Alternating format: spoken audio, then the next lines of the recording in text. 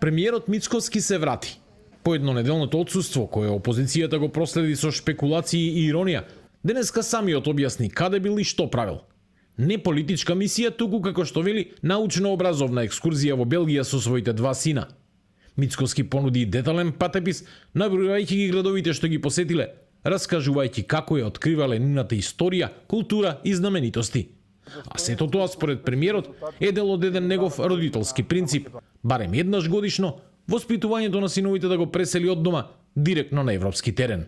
Разговараме и изучуваме историјата на таа држава. Сме биле еднашка, да речеме, во Прага, еднаш во Будимпешта. Во Будимпешта искористивме посетата и да го гледаме над преварот квалификацијски меѓу Унгарија и Португалија, бидејќи на помалиот син Роналдо мој омилен фудбалер.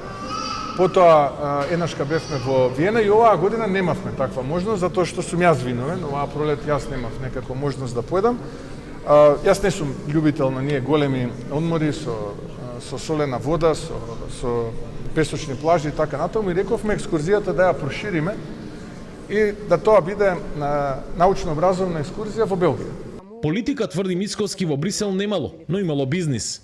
3 средби со инвеститори, од кои 2 потенцијално нови, а третиот планира проширување на постојната инвестиција, со договори што премиерот ги најавува за есен.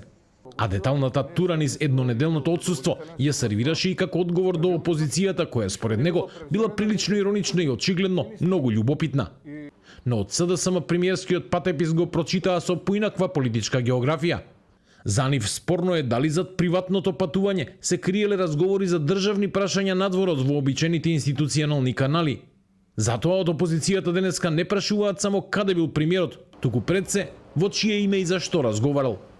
Мицковски ја третира Македонија како своја приватна сопственост. Тој одлучува сам, тој преговара сам, додека Тимчо Муцунски зборува за разговори под радарот. Мицковски тие разговори ги води лично во семеен аранжман, далеку од очите на јавноста и институциите. Ова не е државничка одговорност, ова е приватизација на државата. Граѓаните имаат право да знаат што е договорено, што е прифатано, што е скриено.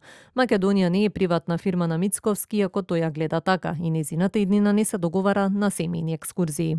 Сомнежите СДСМ ги врзува и со изјавата на шефот на дипломатијата Тимчо Муцунски од пред 2 недели, кога рече дека се работи под радарот на решение што би го деблокирало европскиот пат, без да открие детали за разговорот.